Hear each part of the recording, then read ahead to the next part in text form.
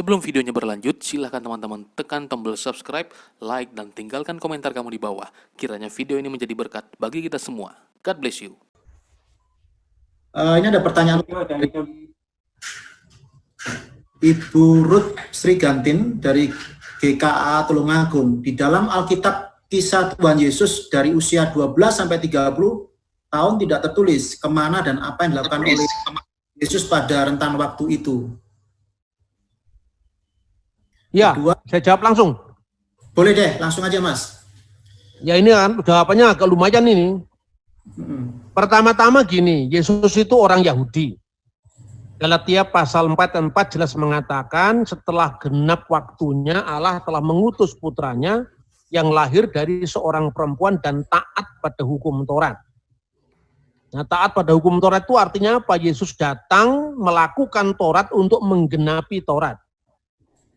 Sebagai anak orang Yahudi yang menggenapi Taurat, tentu Yesus mengalami usia-usia yang penting dalam pendidikan sistem Yahudi pada zaman itu. Kenapa kita banyak mencatat umur 8 hari? Karena umur 8 hari itu usia penyunatan, yaitu Brit Milah. Ya, makanya dicatat umur 8 hari karena dia disunat. Orang Yahudi itu diberi nama pada hari ke-8. Perhatikan, apa gereja tidak melestarikan itu? Siapa bilang tidak melestarikan? Karena Anda tidak tahu saja. Yesus itu lahir tanggal 25 Desember. Ya, tahun 749 setelah berdirinya kota Roma. Itu konversi kalender Julian yang kemudian dilanjutkan Gregorian dari penetapan abad kedua. Tahun 189 aslinya tertulis dalam Koptik di Didaskalia Apostolorum. Tapi kenapa Yesus lahir tanggal 25 Desember kok tahun barunya 1 Januari, kenapa? Karena permulaan hari itu dihitung dari 8 hari. Itulah saat penyunatannya Yesus. Makanya kalau di gereja ortodok 1 Januari yang dikenal dalam kalender Julian itu adalah hari sunatnya Yesus. Brit Milah tadi. Itu diperingati. Nah, hitung 25, 26, 27, 28, 29, 31, 1, 8 hari. Ngitungnya bukan seperti kita. Kalau dihitung kan kita ini kan 3 hari, 3 malam dihitung 24 jam, tidak. Tanggal 25 dihitung 1, 26 dihitung 1. Akhirnya jatuhnya 8 hari tanggal 1 Januari. Terus kedua, kenapa Yesus umur 12 tahun? Diceritakan karena itu usia bar mitzvah.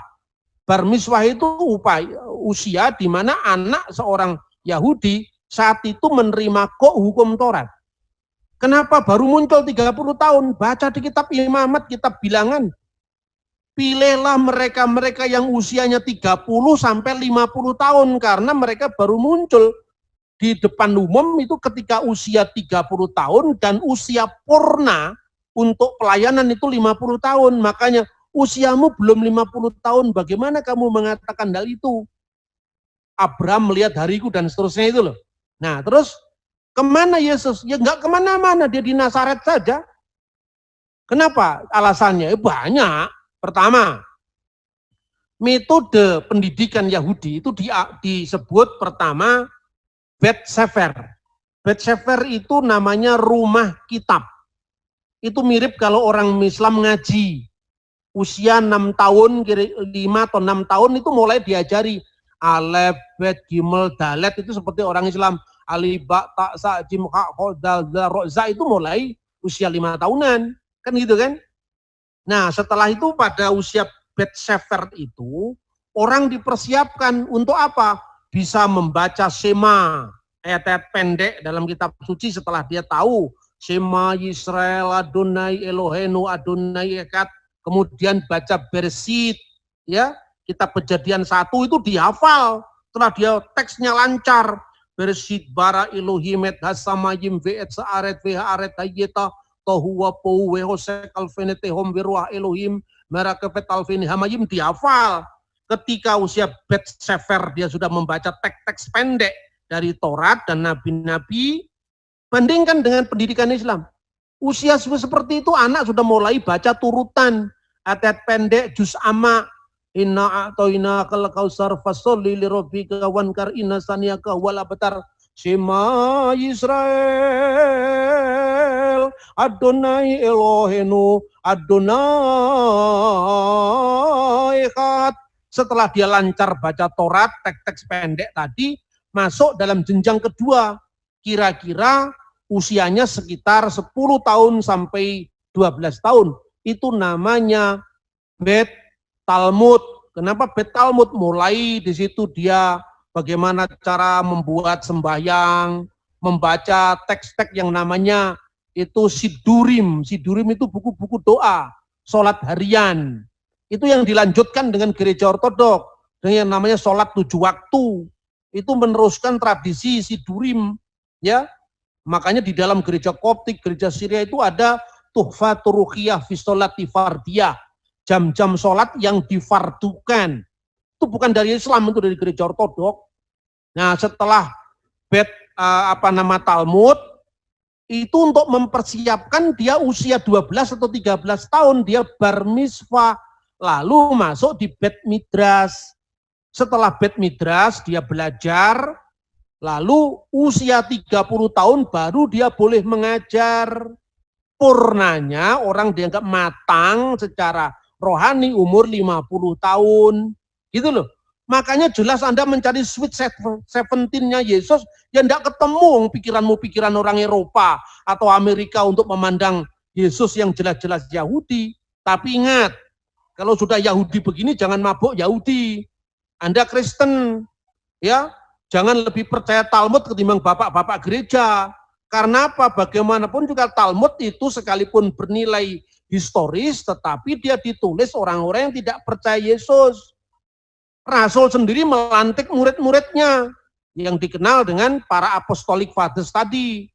Seperti misalnya Petrus melantik muridnya Ignatius dari Antioquia dan Evodius. Petrus melantik yang namanya Linus di Roma. Andreas melantik orang di Konstantinopel. Itu punya kesinambungan sejarah yang disebut khilafah rasuliyah atau suksesio apostolik. Ini metode pembuktian bahwa ajaran yang diberikan Konsili Nikia, Konstantinopel, Efesus, dan seterusnya tidak berbeda dengan apa yang diajarkan Ignatius dari Antioquia.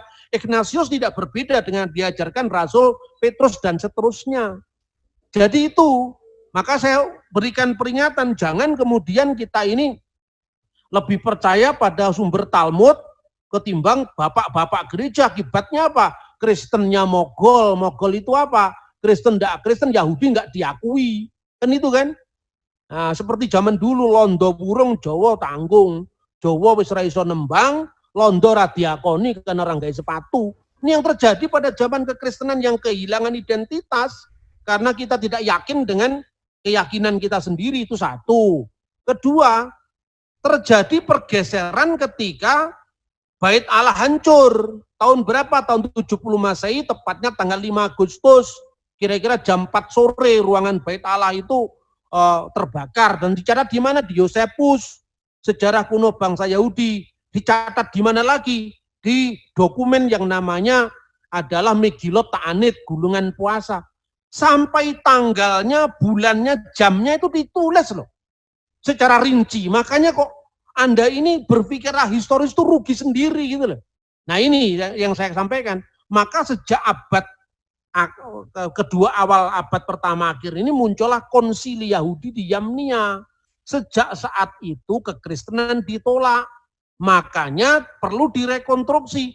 Ini Yahudi yang mana yang Anda buat acuan ini?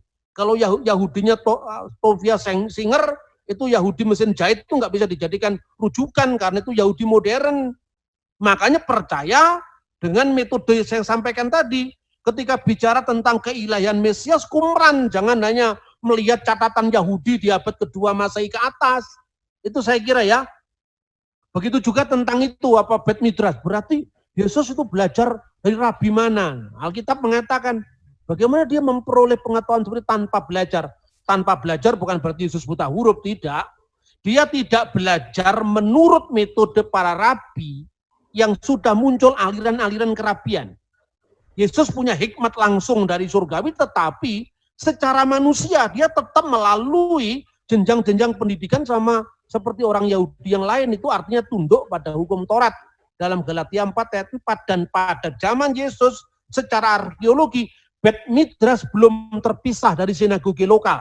Terpisahnya Bet Midrash dengan sinagoge lokal itu sejak abad kedua, mulai nanti muncul aliran-aliran Tiberias, aliran Yerusalem, itu abad kedua ke atas. Itu saya kira ya. Terima kasih. Silahkan teman-teman tekan tombol subscribe, like, dan tinggalkan komentar kamu di bawah. Kiranya video ini menjadi berkat bagi kita semua. God bless you.